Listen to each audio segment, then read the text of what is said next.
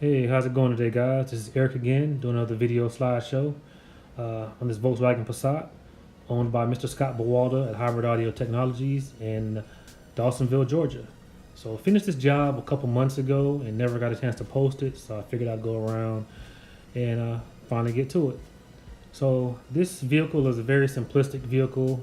It goes along with his style of, very clean, elegant, tasteful installations. So we're using a couple amplifiers and a sub in the trunk. So here you can see some of the framework that was done for the amplifier and the subwoofer. The amp is a Unity 1A 1000 watt monoblock amplifier, and then also coupled with a Clarus 12-inch long throw subwoofer. Once all the framework was completed, I was able to test fit the amplifiers, make sure everything fit, everything was easily serviceable, because serviceability is something that is definitely key. Here you can see some of the acrylic inserts that were used on the amplifier rack. Then I was able to move on to getting the tape down to lay down the fiberglass for the driver side and passenger side enclosures. Multiple layers of fiberglass mat and resin were used to strengthen up both the driver and passenger side enclosures. Then they were left overnight to harden and also make sure that they don't warp, which is something that's very common with using polyester resin. Once the enclosures were made, everything was popped out and the back sides were cut open, so I was able to fiberglass the back side of the enclosures to add for strength and added rigidity. Once the enclosures were done, they were test fit and wrapped in OEM style carpet to match the factory appearance. Moving on to the fun part, you have a Glowforge Pro laser that was used to make the passenger and driver side acrylic inserts. Moving on, we have the first layer of the subwoofer grill. It's painted black, but it is a two-tone.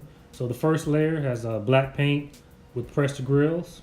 Here is another shot. You can see the first layer of both the subwoofer and amplifier grill.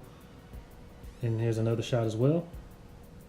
Once the second layer was done, it was painted in a gray.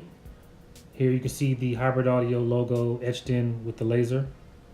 And also on the passenger side that has the amplifier, here's the black and gray layer with the Hybrid Audio's stamp for kind of a little custom and OEM style, something real, discreet.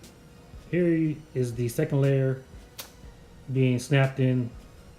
10 magnets were used to secure the first layer and second layer of the subwoofer grill for a real trick kind of custom feel. And it's super strong, super tight.